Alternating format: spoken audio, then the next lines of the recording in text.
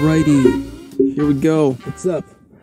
Welcome to another episode of the Jankity podcast. It is not Staten Island there, or really Jersey. Jank, the podcast. That is not me. Anyways, it is not actually the 37th episode. That was last week. It is today, in fact, the 38th episode. Much better. Oh. Probably put my 7 away before it gets lost. There we go. Coughing all over you guys. So quick. If you're watching this, you already know. Like and subscribe here on, well, if you're watching, like and subscribe, rate and review on YouTube, Multi-Murdy Media. If you haven't already, you get this, the Jankity podcast, all the video versions of the podcast, and then of course you also get my other playlist, Poncho's Paint Booth, which is where I do all my painting hobbies, mostly Warhammer models, like I got right up here. I got my old one. I got my old guy up here, Abaddon. And then these guys, Dire Avengers, which I did in over the course of a couple different videos. One of them's out already for the normal guys, and then this guy right here was kind of the squad leader. I did his own video. I don't know what I'm even bothering. Oh, actually, you know what? Here, there you go. That probably doesn't really help either. Whatever, you get the idea. Just subscribe, and you can see it later.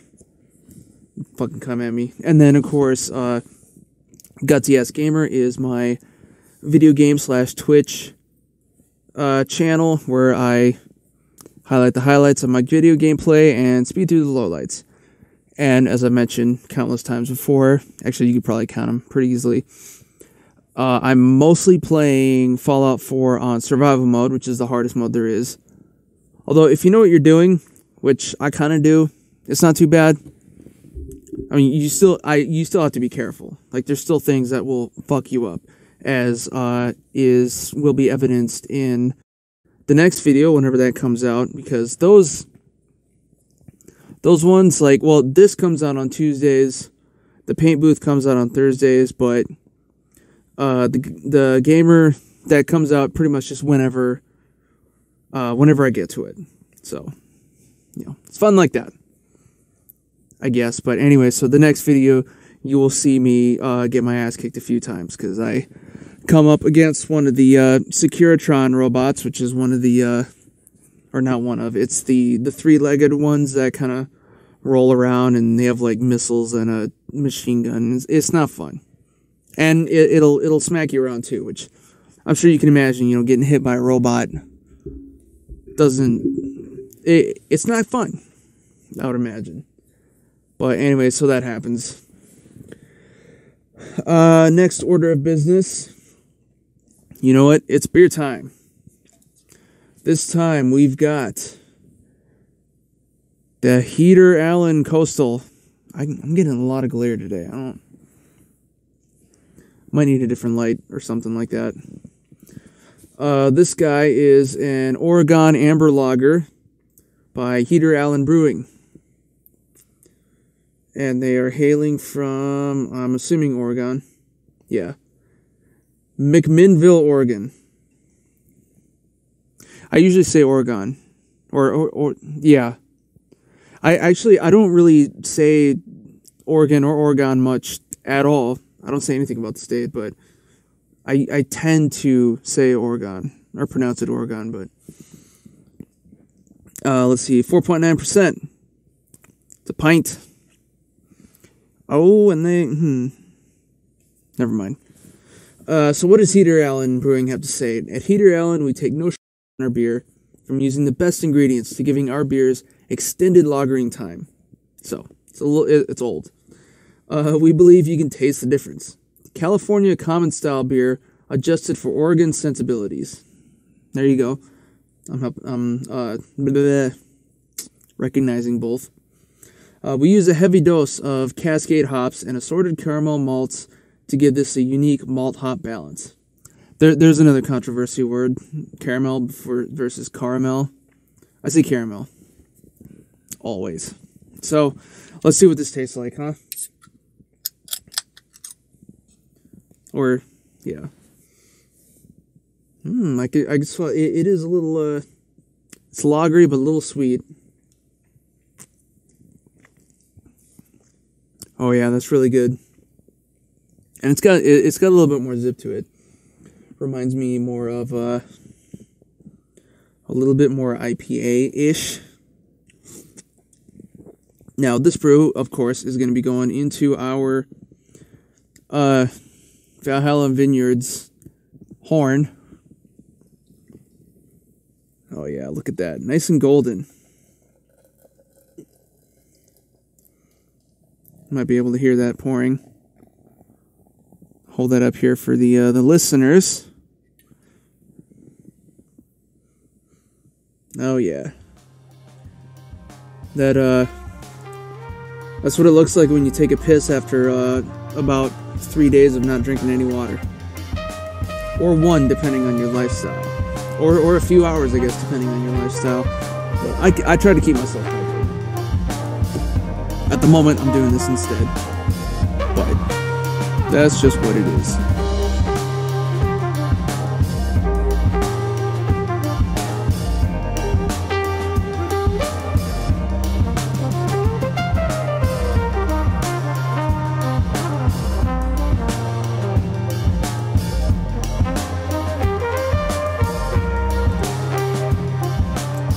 I don't know about you guys, but I think it's time for some quick reviews. Let me get situated here real quick. So, first up, hold on. First up, finally got another Giants. Now these guys are what you would consider to be tech death metal. So, it's real kind of like that sort of abstract jazz influence, you know, the type shit. But extreme. And I haven't cracked this one open yet. Actually, I still have to do that, but I do have their other 2 albums. And I mean, I'll be the first to admit it's not for everyone. But if you want something interesting, you know, check it out. That's my type of stuff. I like pretty much all metal, or at least anything that's creative. It's kind of, it's not as easy for me to get into like scene metal or like that, you know, super positive forward type of stuff, because I feel like they're kind of letting the message drown out the creativity or something. Like I don't know.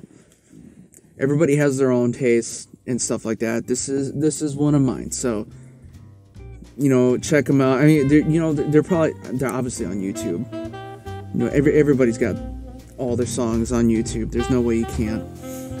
Maybe they're on like Spotify or whatever else. Give them a look up. Gigan, his band, Gigan. Hell yeah.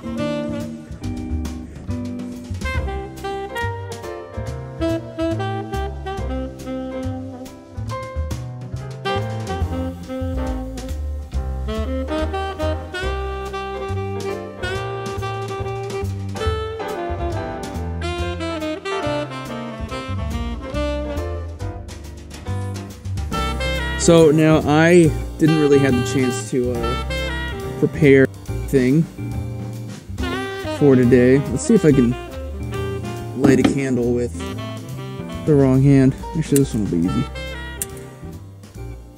Maybe. There we go. Whoa! Thing nearly exploded. Oh man, that smells good already. It smells like soap.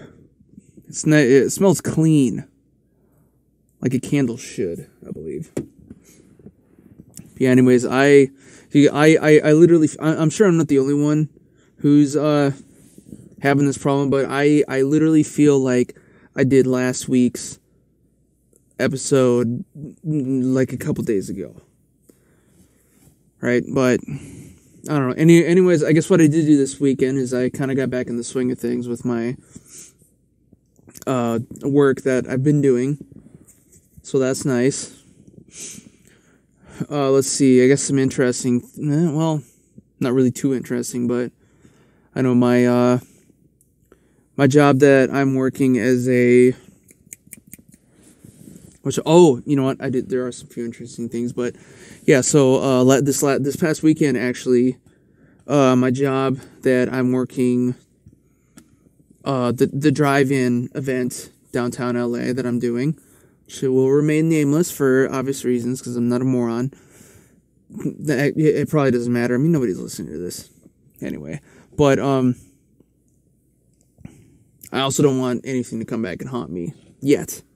I'm not at that point. But, yeah, so I guess somebody,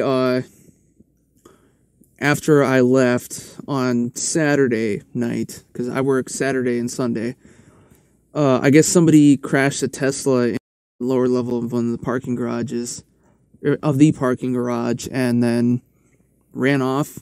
And somebody was saying that the guy was wearing an orange jumpsuit, apparently. But, you know, who knows? That could be anything.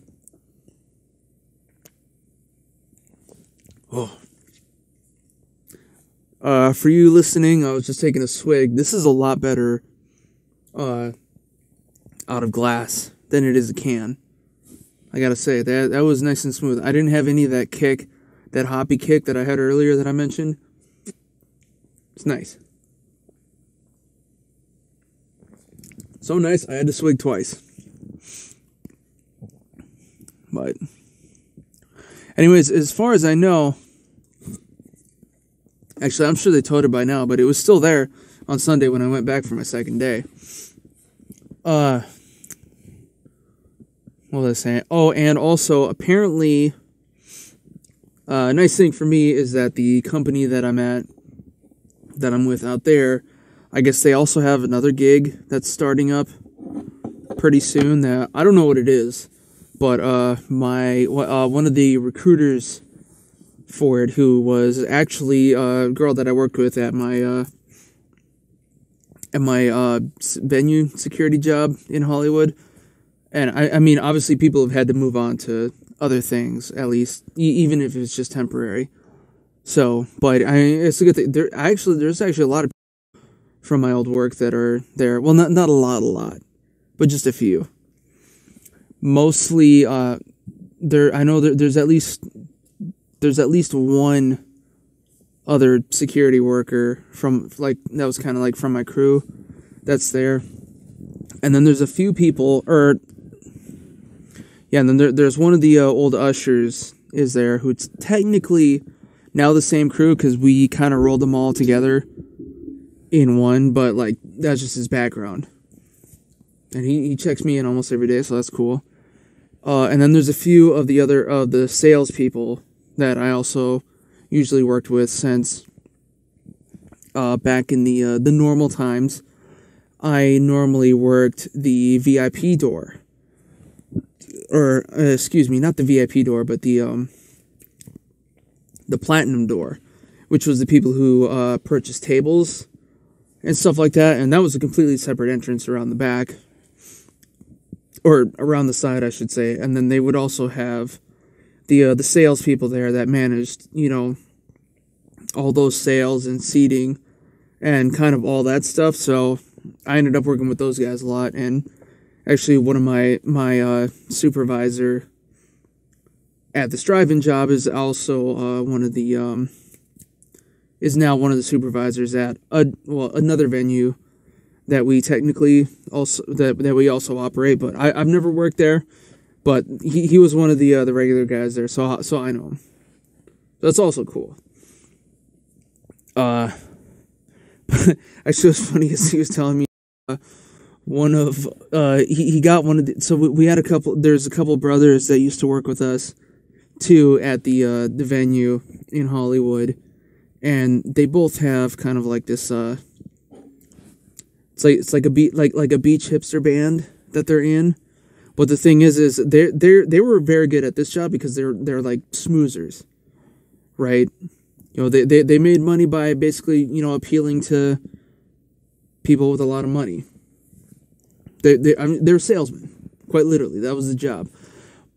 But my soup was telling me, he's like, yeah, man, I actually managed to get one of them to come work this job for like a day, which is I'm working in the warehouse division, which is I basically restock merchandise or make merch bundles depending on the day, and we have to count everything every day as well.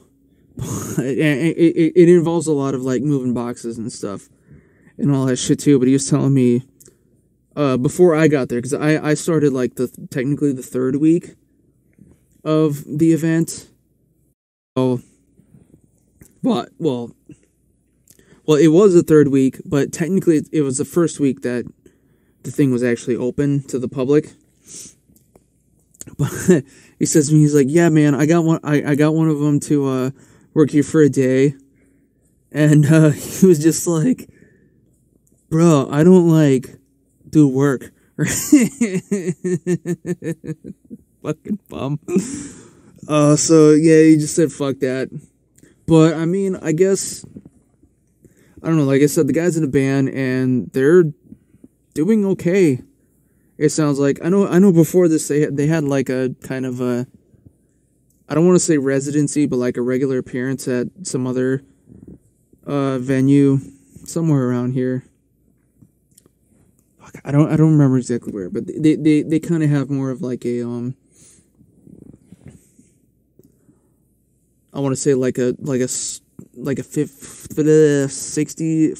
vibe to them, like just a hint of disco, but not really. I don't know what I'm talking about, but I don't know. I thought that was funny. Good old beer. But this also reminds me of another thing that was cool that happened this week was, so yeah, the venue that I still work at. How I got into there was I originally worked for another security company that was, well, it wasn't that great, but it was easy to get into, right? 'Cause they're literally like a cattle call,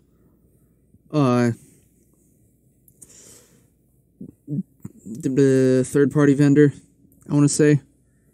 Yeah, well, I mean, they are a third-party vendor because they weren't, an official part of any of the venues that they worked at, but they were hired by multiple venues, right? And that's actually how I got to start at the venue that I can't speak anymore today, apparently. It's already late.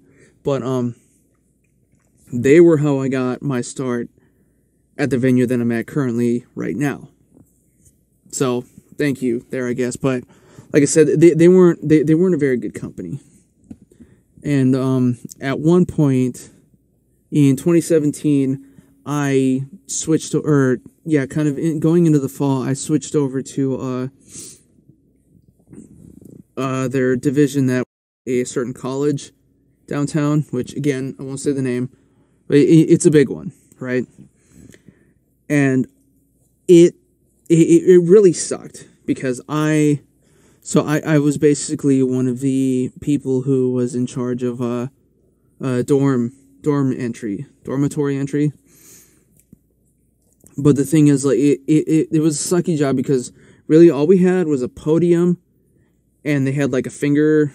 It was like either a finger scan or they had incorporated face scans, which weren't working at all.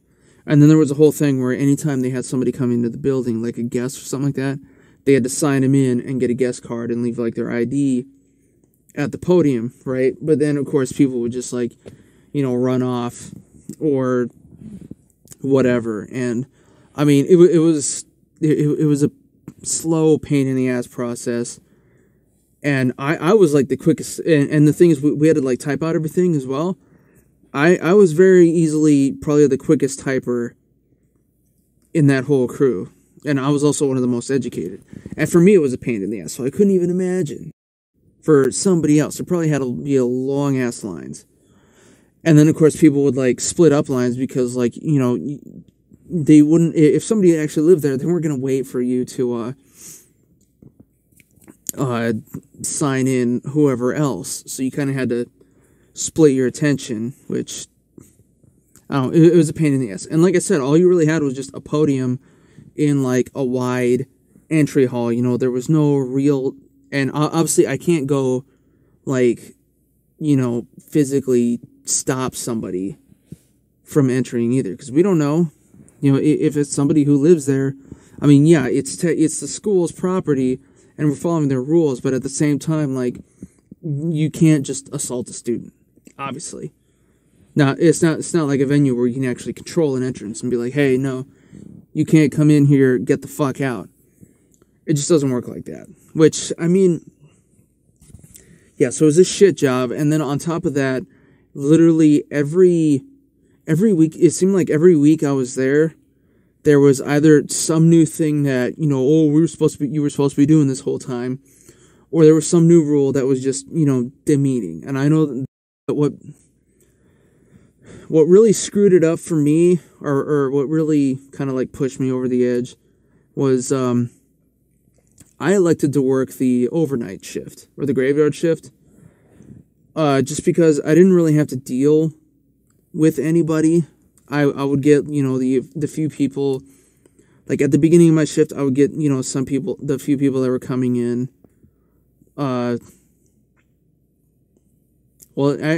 just a few people that were kind of coming in from studying or whatever, or on like the one, I would also work like Saturday nights. I would get, you know, people coming home from the bars, but even that wasn't too much.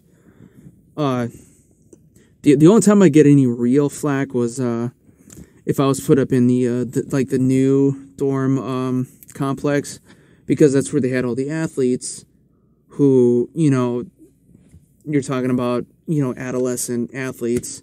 They're assholes, right? So to deal with that, especially, I think whenever I started was, because I started in season, and we also had to deal with, like scout season, when they'd have people from the high schools come in.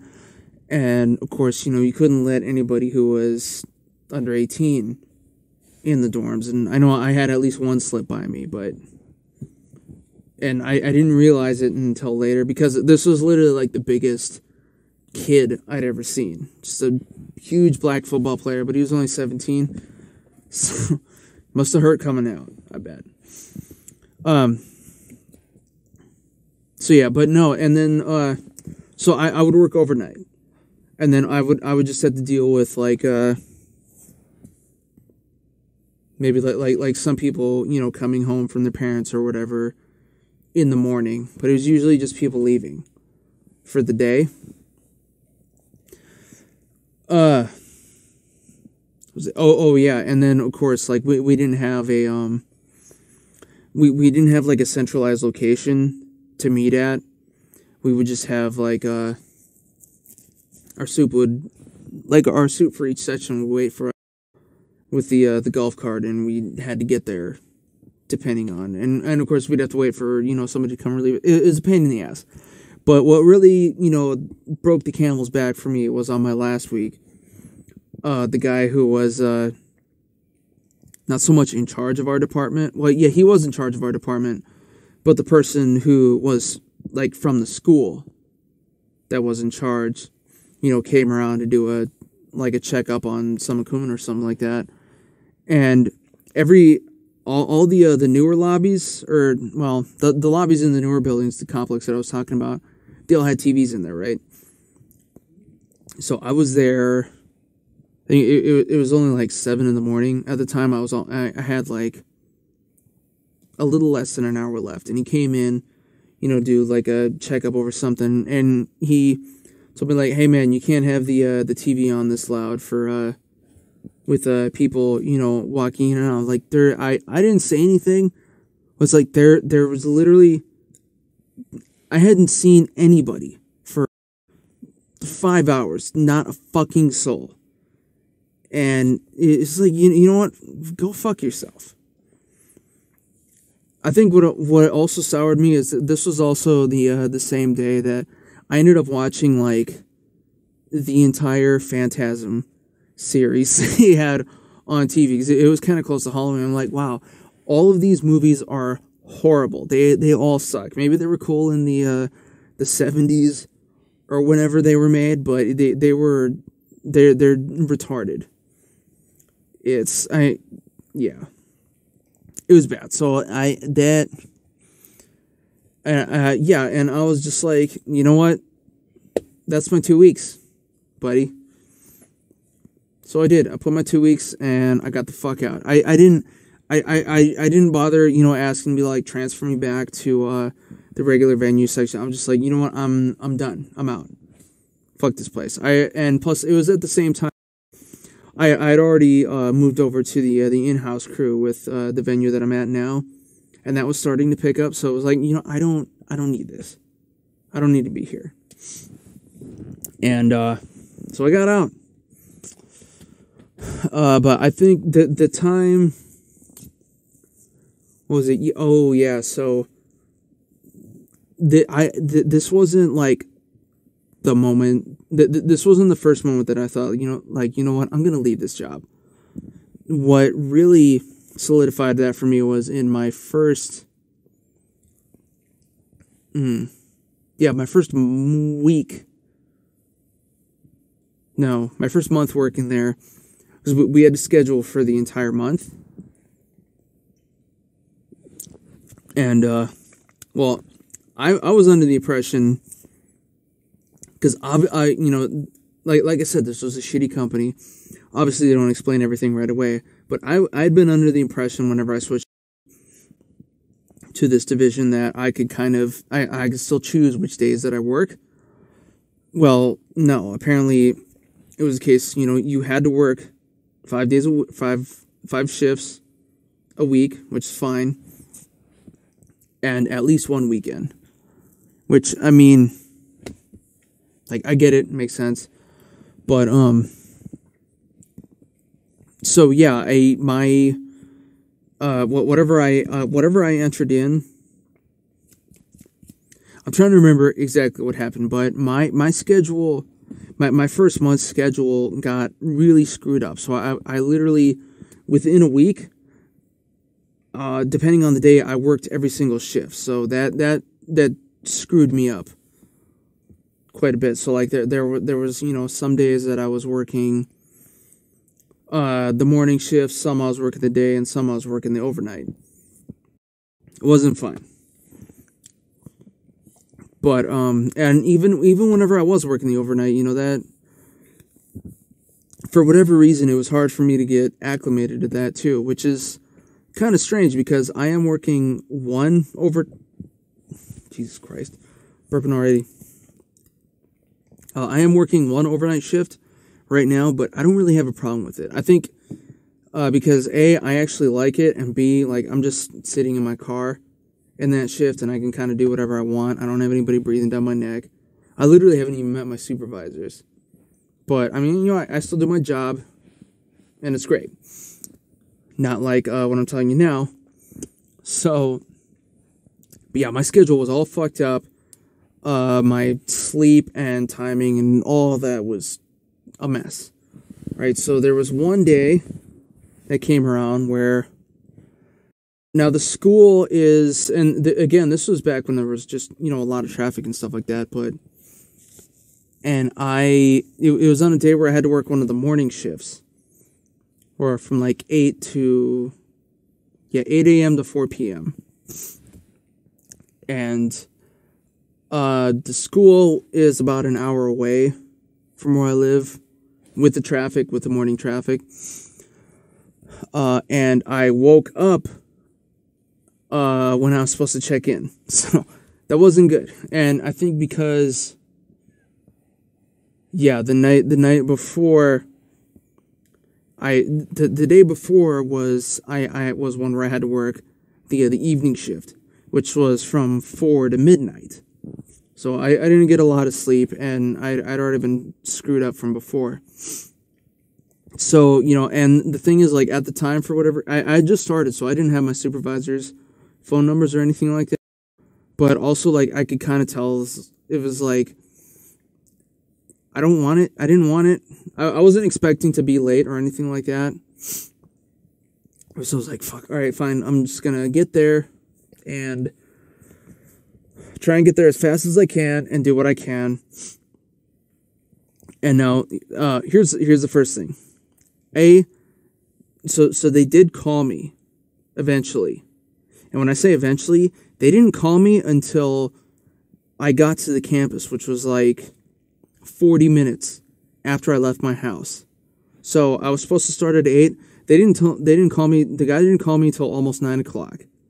And the one who did call me was the shittiest supervisor there. Like, this guy was a fucking moron. And he also looked like shit too. Like, if you imagine like a fat guy, but who could still wear skinny jeans. Yeah, and that's also like his mental capacity. He had the mental capacity of somebody who had a visor on their brain. Skull. Or whatever. And, you know, just a complete and it was just a complete shithead. Like, the kind of person who you could tell should not be in charge of anything. Like, his yearbook said, should not be in charge of anything. But he was, for whatever reason. Because I think what this company did was they literally, when it came to supervisors, they literally promoted anybody who had been there, I guess, for like a certain amount of time. It wasn't merit-based, but it also wasn't that, well, I mean, actually, there was a lot of favoritism going on, but that was more kind of like in the corporate part of the job from what I don't know. I'd heard a bunch of horror stories there. Nothing to do with me, which is fine, 'cause I did not want to be a supervisor there with them, because that's even more responsibilities that I wasn't interested in. But yeah, finally calls me up. Like, hey, what happened? I'm sorry, I overslept, but I'm literally walking onto the campus right now. Where do you need me? And, which I say, where do you need me? Because, like, I was thinking, like, I could either A, go straight to the post that needs me right now, or I can go to, like, the actual office that they have, because there is an office, but it's not where we check in, and it's literally like a closet. You know, there's nothing for us there. Instead of telling me, like, hey, go to such and such place, starts laying in with the, like, you know, oh, how come you didn't have, you know, our number? It's like, man, I just don't have your number. And I want to say, it's like, I don't want to fucking talk to any of you. But, actually, no, I didn't even get the chance to respond. He just starts answering you like, how come you guys don't have our number? Or how come you don't have any of the supervisor phones? And then later it was, you know, which I did end up getting later, because I was like, you know what, I don't want to deal with this kind of bullshit again. And then, he comes out with, like, how long have you been, like, well, how long have you been working here, huh? I was like, hey, man, I told you, I'm here now, I got here, where do you need me? Like, this shit, this isn't helping at all. And he did tell me where to go eventually. And I was able to go there, and I mean, like, I didn't have a chance to shower. I was all grimy and shit, but, you know, I got there, and I met up with the one supervisor that I did actually, who was actually cool, right? And he took me out to the post that I needed to go to. Fortunately, it was one of the easier dorms. I was kind of further away from campus, so it didn't get a lot of traffic. And so I remember that day, it was kind of like halfway. No, it was in my first month. I'm trying to remember how exactly. Yeah, because I started. Oh yeah, it wasn't that long. I was literally there just from I want to say September and October. So this was kind of halfway through September that this happened. Or no, it was towards the end of September, I think. I wasn't there very long. That's how bad it was. But, yeah, so that moment, I was like, you know what, this is, I'm very likely gonna quit this bullshit. I can't do this, right? But I did end up sticking it out for a little bit, and then of course, you know, I had my little, well, not really run-in, but you know, I had my my note from one of our superiors, and that was when I was like, you know what, fuck this. And here's the thing, they were so disorganized that our scheduler, who was the person who is kind of like, that we have to talk to, like kind of in charge, I was still getting emails about the job, like even a couple months afterwards. And I eventually had to be like, hey man, I quit like a long time ago. I told you that I was done. Like, why am I still getting this? And then it's like, oh, sorry, you know, and then she sent me another email. I had to sign like a formal resignation letter. Like, why? I don't know. It was bullshit, but you know, I'm completely done with it. Now, a little later, so like I said, the venue that I'm at now, or actually the company now, because now I'm technically kind of with a couple other venues, especially once everything opens back up, I'm gonna be swamped with work since I'm still employed. But like a lot of people have, you know, had to like move on or move away, maybe even, who knows, especially with the other venues. So yeah, they're going to need people to fill in, and I'm still there, so, you know, and I can hold out, you know, I've been doing the Postmates thing in the meantime, and I got other work in the meantime, which is temporary, so I feel like it'll kind of be like, you know, one will go into the other. I don't know, who knows?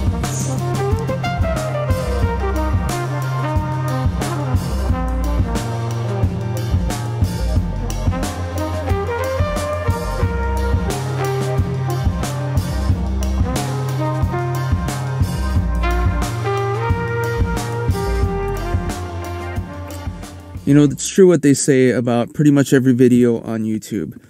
Whether it be, don't read the comments. Whether you be scrolling through your, you know, favorite video, your favorite show, podcast, whatever. All you see as you're looking through is, you know, things like, oh, why do they talk about this? Why do they talk about that? I don't like this guest. I don't like that host. Yeah, blah, blah, blah, blah. Well, to which I say, get your own show. And now, with Buzzsprout, you can. It's that easy. Buzzsprout is a podcast hosting service that provides hosting not only on their own site, but also on pretty much every other podcast platform out there. Every single major one. Get yourself listed in iTunes, Pandora, Stitcher, iHeartRadio. I'm on all of these with this podcast, as a matter of fact. And Buzzsprout, you know, it provides a bunch of other services too.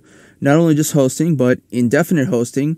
So whatever you put on there, if you have a subscription, it's there until the end of time, or at least until the power goes out.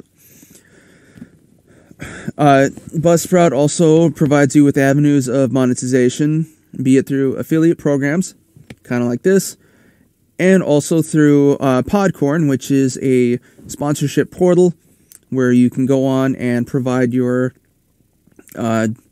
submit your proposals, and, you know, hopefully get money that way.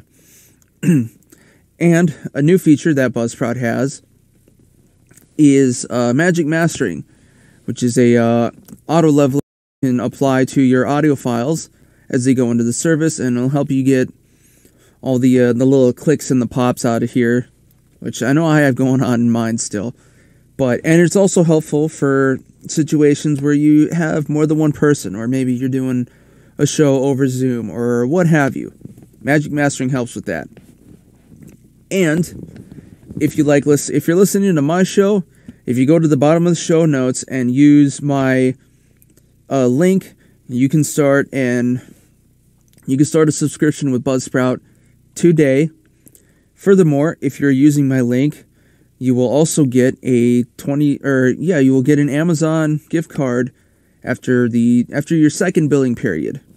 So, you know, I win, you win, everybody wins. I'd say, you know, if you got something to say, go ahead and say it. Use Buzzsprout, get your own podcast today.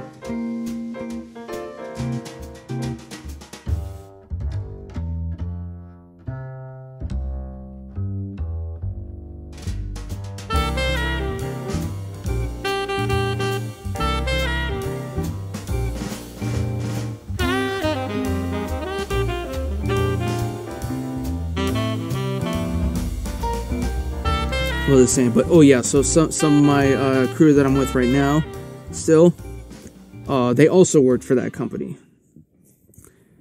And so after I had left, a couple of my supervisors at my current venue got switched over to the college campus division, and they lasted a bit longer. They were there for about like a year or so, well, maybe longer, but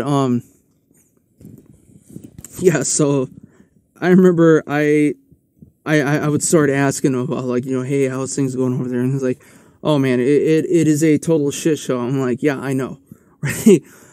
And so by the end of about a year after I quit, basically all the supervisors there had been fired, and everybody who... Well, nearly everybody had been fired and replaced within a year at some point. It's because, you have shitty rules, shitty supervisors, and just kind of like the dumbest people, working these things. It was not good. And they'd already been, they already had, a bad image with the school, actually, because they used to run not only the dorms but the campus grounds. But then I know the company had gone through some restructuring. The security company that I was with had gone through some restructuring, and for whatever fucking reason, the people that were actually in charge of that division didn't feel like they needed as many people that they had. Except this turned into a situation where there was almost no breakers for anybody. And yeah, so there were people who literally went for entire shifts without a lunch break or anything like that. Not even a regular break of any kind. And the thing is, obviously, like, you can't just leave a post, right? And you can't be seen eating on the job. That's with any time that you're at like a posted position or something like that. It's not like an office or whatever. You can't just disappear or be unprofessional like that. And yeah, so people went for entire shifts without breaks because they didn't have enough people for breakers, or in a lot of cases, like they didn't have anybody to pick up slack for like anybody who called out sick or had an accident or whatever. I don't know. Again, this was in the corporate division that this kind of came from, and they had some morons there as well. There was morons everywhere with this company, and I guess still is kind of technically. That's coming up. But so yeah, somebody who was on one of the grounds crew, they got caught peeing in a hedge because they hadn't had a break their entire shift, and then by a school official. Actually, so they ended up saying, like, hey, you don't have the grounds anymore. You can only work the dorms now. So they had to switch off a lot of people and cut a lot of hours short. And then that it also affected a lot of or some places with whatchamacallit, like the LA venue section or division, which was where I was at originally. Especially at the convention center there downtown, like it was almost always only 4-hour shifts, which would have been fine if it was easier to get to, but it wasn't. It's in the middle of downtown. Nobody who's working secure like a regular job like that actually lives downtown. It's impossible. It's unaffordable. And to make things worse, the convention center did not provide parking, even though they had huge parking lots were unused, basically, like in between events, So like, which was most of the shifts, because usually it was, you know, a week of load in for a convention, and then like a few days of tearing everything down, when there was really nobody there except for the workers. So they could have very easily been like, you know, oh yeah, just show us your ID or whatever, and they'll let you in. Like, they could have done that, but they didn't, for whatever fucking reason. And of course, nobody wanted to pay $20 for anything like that. So, yeah, I was doing the subway a lot back then, which the metro isn't the best, right? You know, it's nasty. It's kind of hot. You get hot and sweaty. Like the AC didn't work most of the time. Smelled like piss some of the time, or whatever homeless guy was sleeping there. And, yeah, it wasn't fun, especially in the old days. Well, actually, especially with the convention center, because that was one of the venues where we had to sort of dress up. So we had to have a white shirt, and then originally we would get a blazer, and then later it was a sweater. We got there.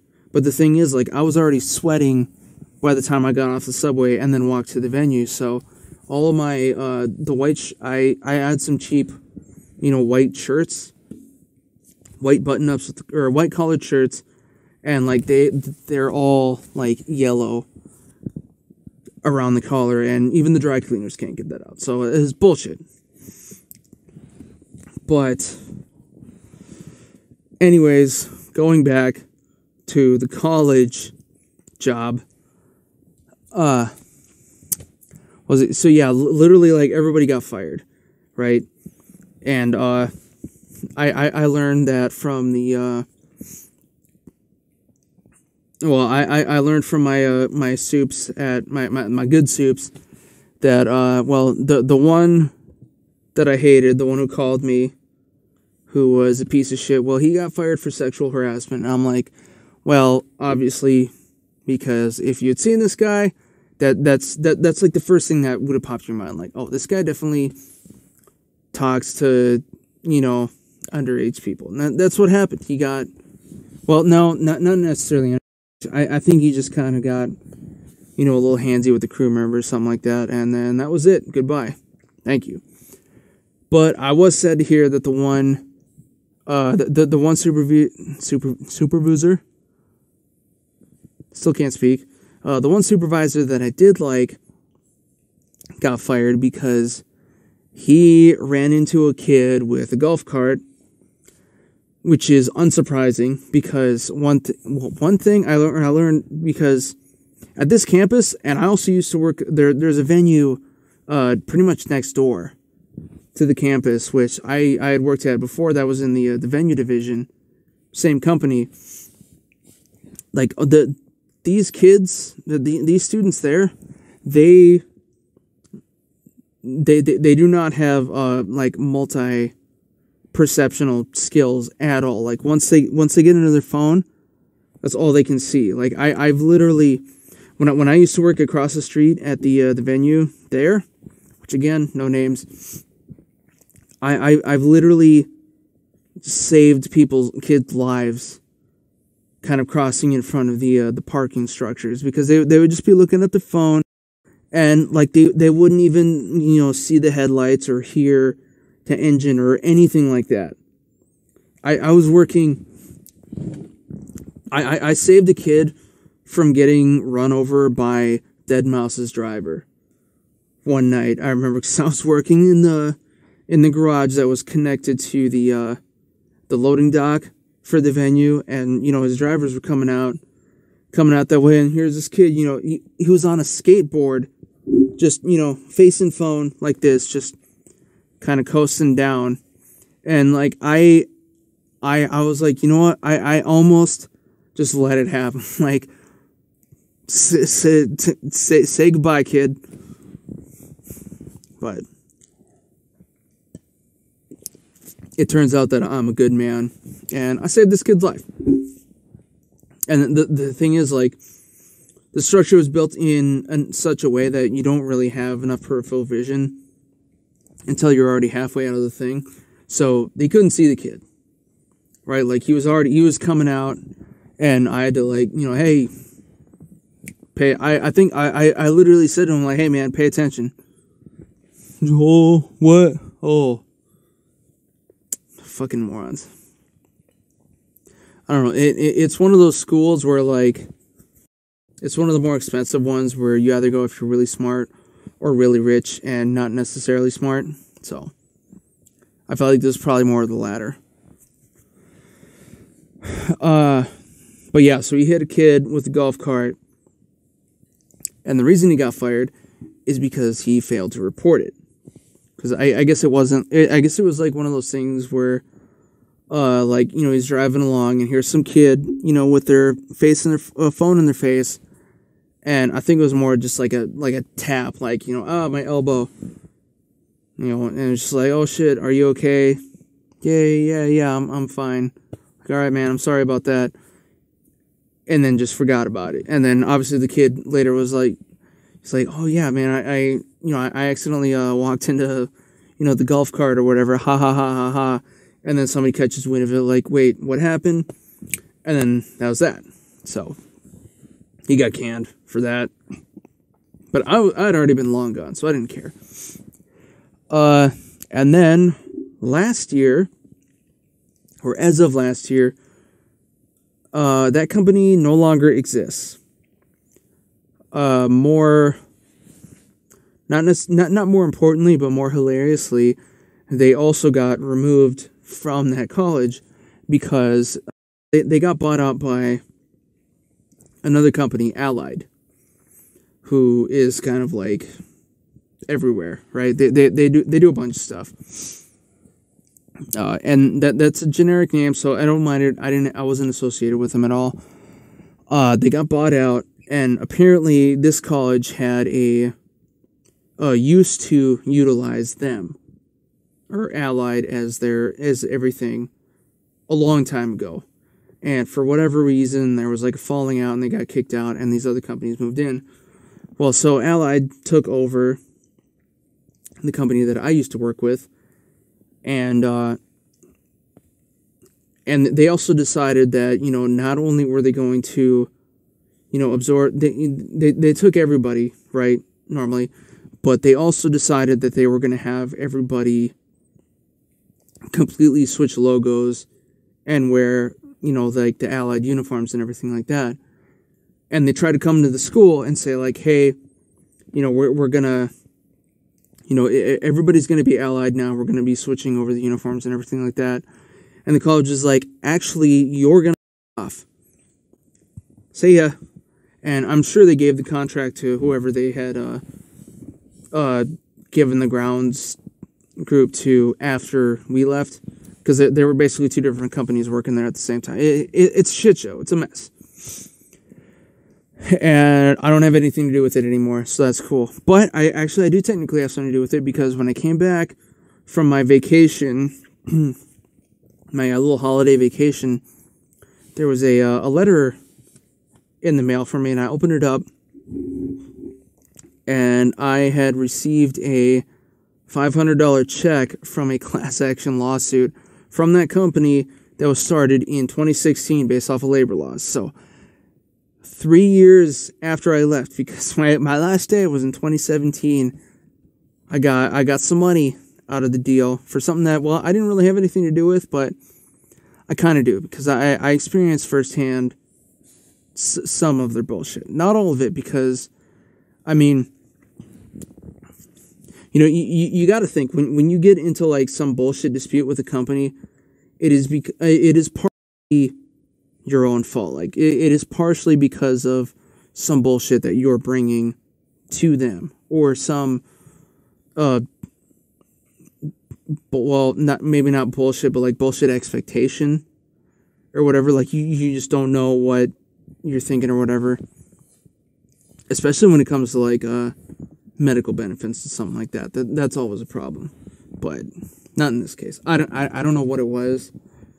It didn't even say in the letter. It just said labor, not dispute, but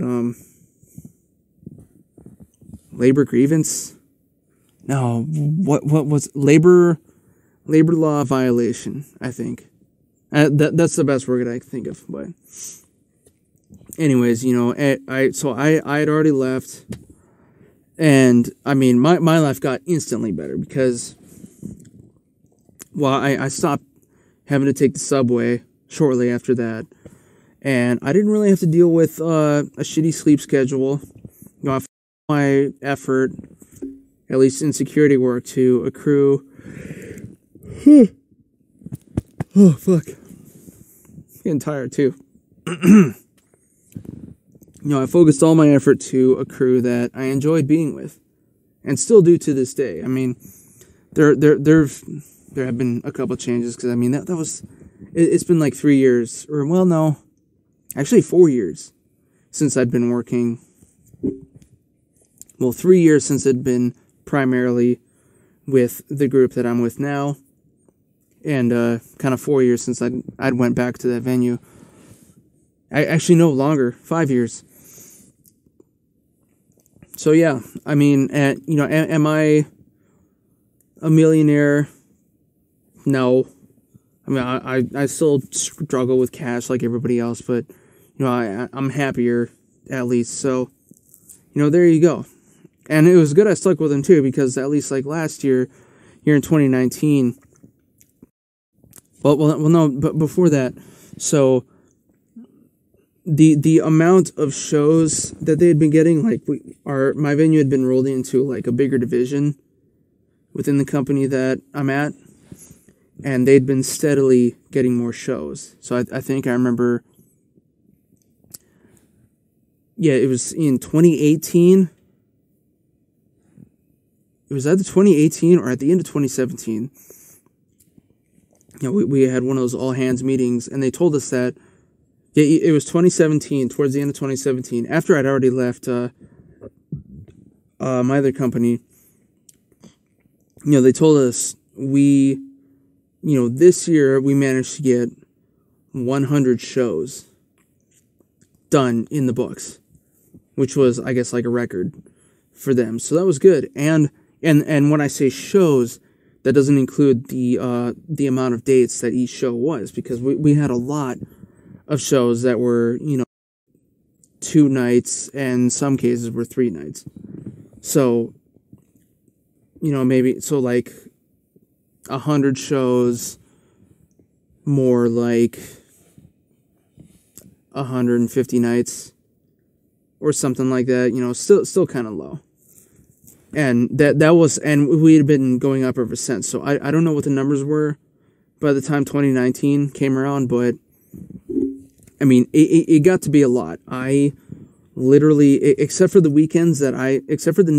times that I took off during the weekend, which even then there were shows going on, but we literally had something every weekend.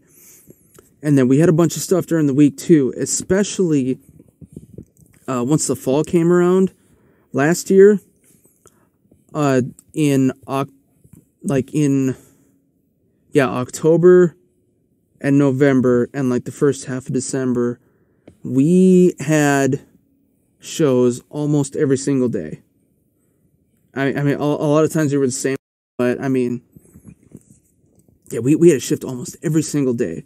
Like, especially, and, we only had like one really big one whenever, or the last big one that I can remember. No, we had 2 big ones last year. We had 9 Inch Nails, and we had Dead Mouse. Both of these, 9 Inch Nails was 6 nights, kind of spread out a little bit, so we had a bit of a break. And then Dead Mouse was 5 nights straight, and I pretty much worked every single one of them. Which, yeah, the 9 Inch Nails one was fun. I got to work, I was backstage a couple of those nights. And that was, obviously, they're a huge band, right? So they're the kind of ones that have, like, their own security detail with them, too. Or, well, it was just one giant black guy, but he's a whole security detail, right? But, you know, I was lucky because he was pretty cool and knew what was going on, so that always helps, because there's a lot of times when we have to deal with, like, newer tour people that kind of don't, you know, understand the whole security aspect of things. But this guy got it, so that was cool. And we also had to, No, Nut also had two. But yeah, and then the Dead Mouse one was kind of fun, but my only gripe about that show was after the first night, it was like, I got the gist of it, but I still had to be there for 4 more nights. But at the same time, like, my position was a little bit easier because I was working the, normally we have, like, the, going back to the platinum entry that I normally work, that usually involves, like, the tables and couches. And for that, which was, like, an extra special, like, an extra big rave night, normally the couches are up on the, like, the VIP balcony, which is on the right-hand side when you come into the venue. But then for a big night like that, they'll also set up some down on the lower level, kind of off the ballroom floor area. So I had to watch over that after I was done with the entry. In some cases, just I don't really remember. I think that was one of the nights where they were experimenting with having the platinum entry out front with everybody else. I think just to, like, help with people-wise or whatever like that. Because, yeah, I remember now, because I was downstairs kind of just off the floor for the whole night, for pretty much the whole thing. And most of the people were pretty good. I didn't really have any problems. I think there was only one night where we had, like, some really rich Europeans, trying to, like, lift up the ropes and bring people in like that. That was a fucking pain in the ass. Like, you can't, when people don't understand, like, why they can't be somewhere, even they had the tickets. The people that they tried to bring in, they had the tickets to be there, but they didn't, like, go through the right way. They didn't go get their VIP credentials or anything like that, and, like, they couldn't, get it through their fucking head. Like, I told them, like, hey, you just have to go over to the podium, over there. Like, they could see it with their eyes. They could see where to go, but, they were... No, you know what? Now I remember, because I was working the side entrance that night, and I had let this group in, at least the first half of this group, and I remember, because the one lady was I probably shouldn't have let her in because she was way too hammered. Like, tried swinging on the fucking the mag on the entrance, but I don't know. So I had to deal with them later on, but I don't know. We managed to get everything sorted out, and you're like, oh, thank you for putting us. Haha, we're just assholes. And it's like, no, but yes, you're welcome. Get the fuck out of here. It's good times, and I miss it. Obviously, I want that to come back. That's a job that I enjoy. All right, and I was glad to be able to kind of go back to the venue a little bit here, the early fall. Yeah, actually it was October. I had a bunch of stuff going on, and I had also started working another venue with the same company downtown that they had acquired full operation of in January, which means that they had they'd spent a good 2 months cleaning it up. I remember that's the GM there, who I'd met and everything like that.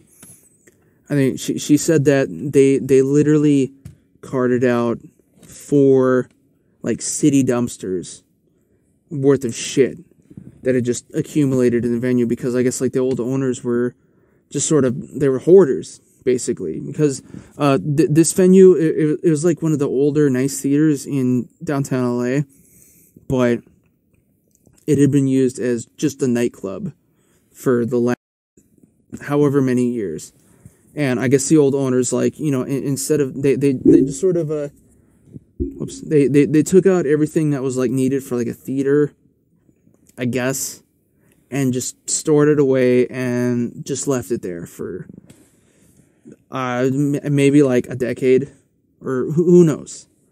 I don't know, but it was all old and crappy and had to be thrown out. So yeah, so they had about 2 months of dealing with that, and then about a month of operation, and then, you know, everything got shut down. So, but it's a nice place. It'll be interesting to see what happened, because it also came attached. There's a like right next to the lobby, there's a bar, like a full-on lounge bar that also kind of connects into the venue. But I mean, you can close that off, so you don't have to deal with that if you don't want to. And then our makeshift security office is actually like an old retail place, right? And also attached to that, there was like a restaurant space, and like a couple restaurant spaces actually, and like a they were setting up a what the fuck, a coffee brewery? No, a coffee shop, whatever. Right, and then, of course, you know, everything fell through, but they still have all that stuff, so it'll be interesting to see what happens with everything, and that is one of the venues that I'm going to have to be working at whenever things start kicking back into gear, which I fully believe is that it'll happen. You know, everything is going to come back strong. But when that is, I don't know. Hopefully soon. Maybe once we, you know, get rid of certain people in charge. Who knows?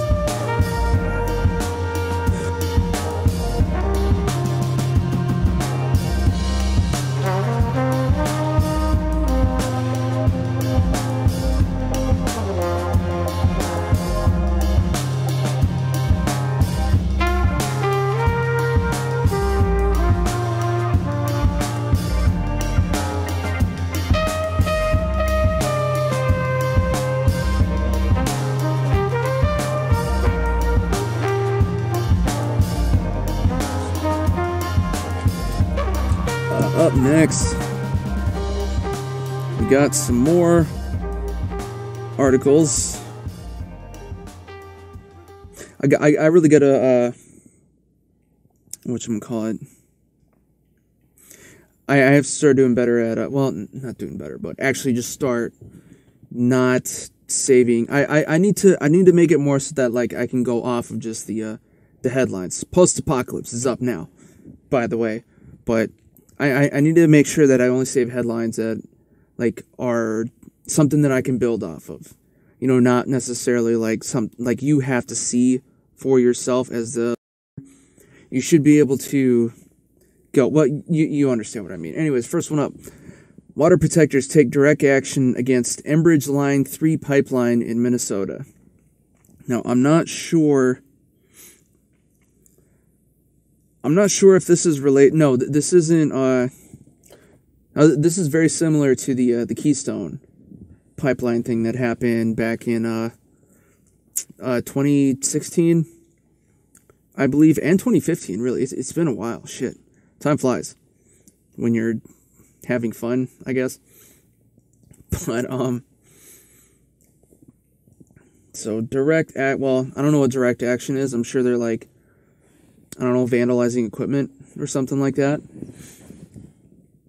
But, yeah, at least with the Keystone, I'm not sure what this new pipeline is, but part of the problem with the old one is that they were basically just going through, reservation land, and for whatever reason, the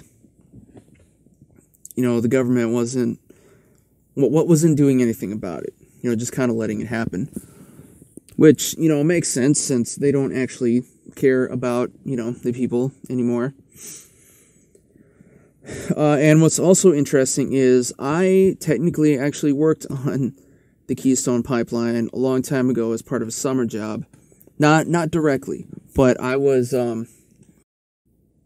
my dad used to be an archaeologist for the state, right? And he knew some other people who were part of different consulting firms, because that part of the Midwest, that central part of the Midwest is like, there's a lot of Native American reservations and a lot of related concerns. So there was a few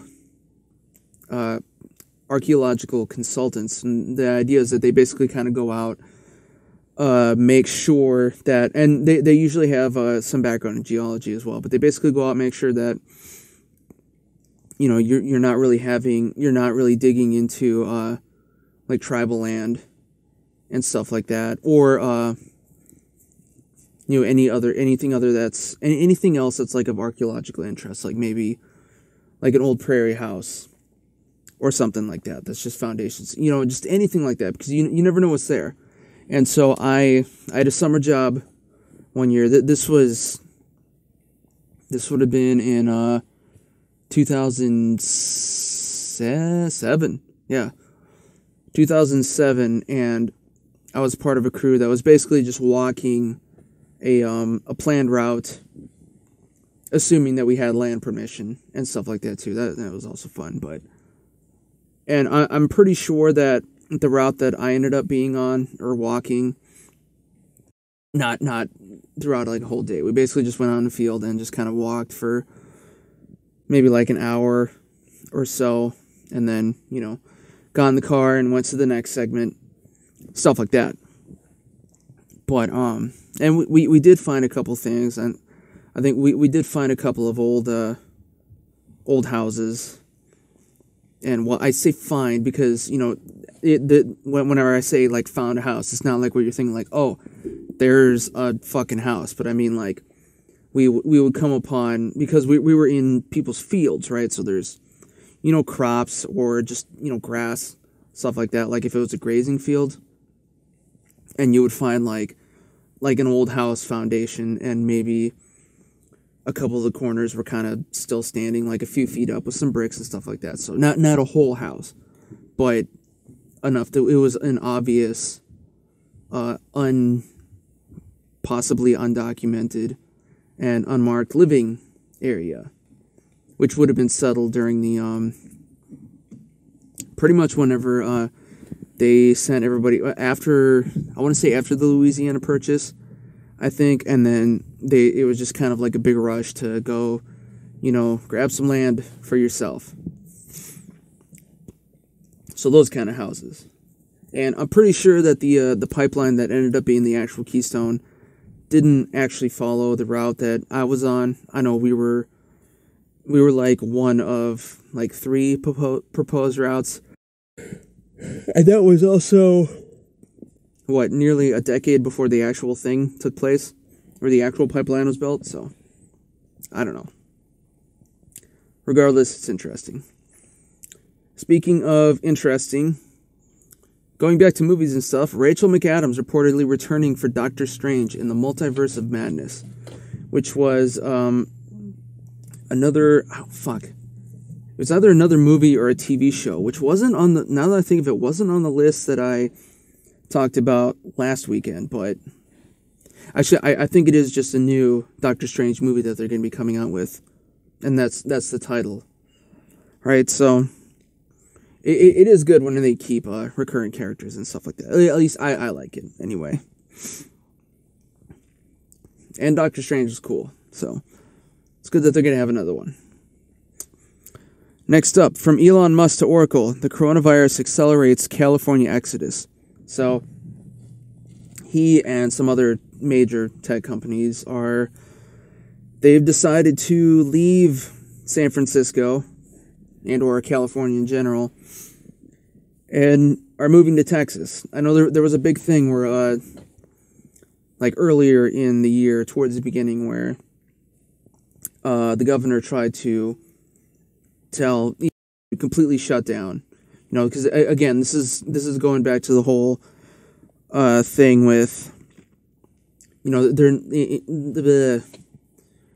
where instead of allowing companies and businesses to stay open, you know, like with regulations and following guidelines, you know, they were just told like, no, you have to shut down, just shut down, everything shut down, like just, you know, basically just freaking out and reacting instead of, you know, taking regular steps or like thinking about it and taking like a thoughtful course of action.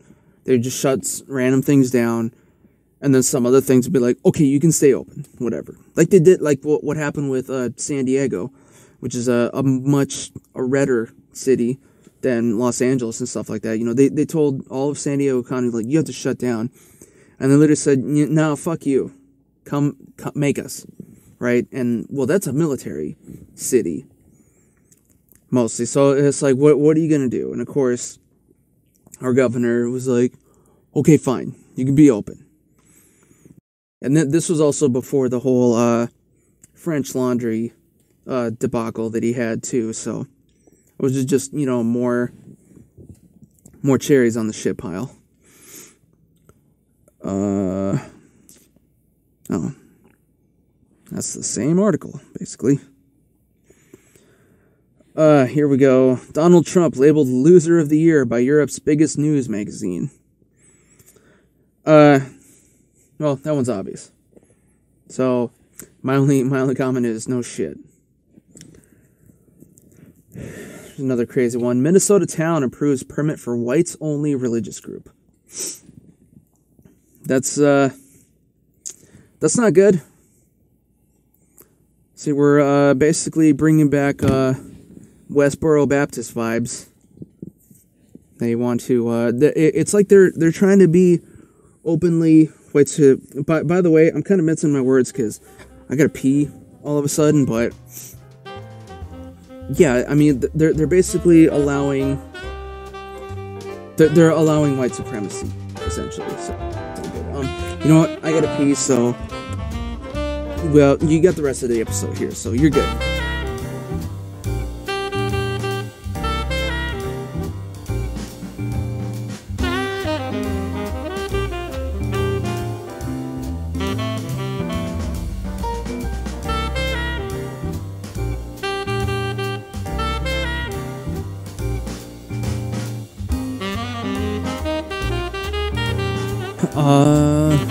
Shit.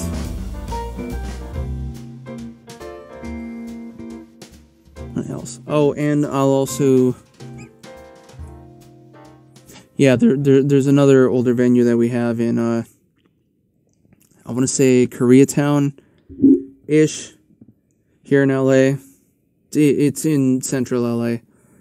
That I actually haven't worked yet. But, sounds like I'll be picking up shifts there too, definitely. So that'll be cool. Anyways, you know, so I guess, you know, I'm kind of lucky because, like, I was in a position where, you know, with everything, you know, being shut down or whatever, you know, I was still able to find ways to make money. I mean, I'm also, because, like, you know, it's funny because I was just listening to another podcast where they were talking about, like, you know, hey, there's two kinds of people, especially, you know, this whole pandemic thing going on. You know, there's those saying, like, you know, hey, how can I, you know, well, I guess there's three kinds of people, actually, because there's the ones who are just like, you know what, I'm actually okay right now. It's not what I want. You know, things aren't going my way, but, I mean, things aren't, you know, not going my way. Also, so I can just kind of, like, you know, let Jesus take the wheel, so to speak. That's one. And then there's the second is, you know, like, hey, you know, obviously everything's upside down, but, like, hey, how can I manage this? Or how can I maximize my time?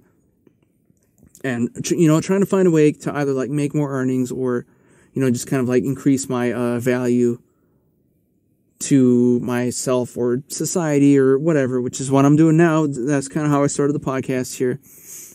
And, you know, I also applied to other jobs and stuff like that too. But, and then you got the third person who is literally just like, where's my check? Right? And they're going to be happy again here pretty soon, hopefully. But, I mean,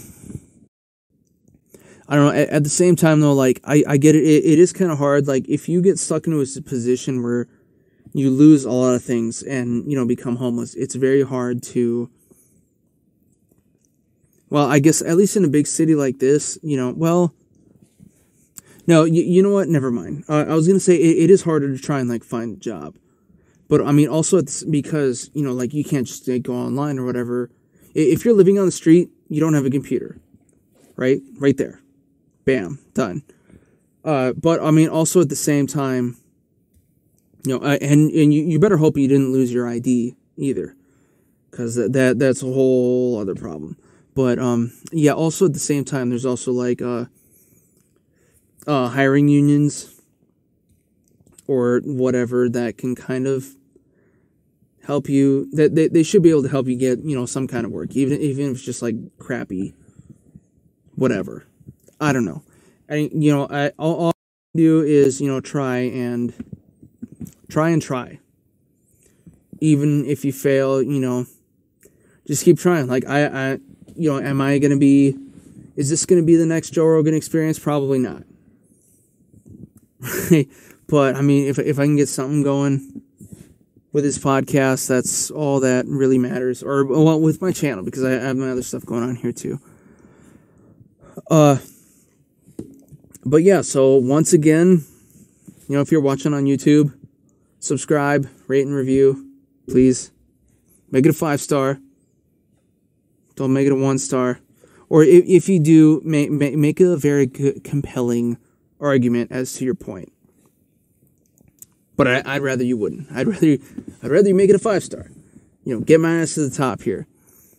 And of course, check out my other channels here, or my other playlists here on my YouTube channel. Or if you just want to listen to the podcast, look up Jankity podcast. And go to bed. Alrighty, but while you're after, but do not go to sleep until you subscribe to the Jankity podcast, wherever you listen to your podcasts. And of course, here on YouTube. And of course, go ahead and feel free to follow me and my Facebook page, which is Multi-Murdy Media, same as YouTube here. There's going to be more stuff coming along the way. There's going to be more people here coming along the way too, eventually. Still working on that. But look, there's more in store. So, as I keep saying, stay tuned, and I will see y'all next week. Hold on, let me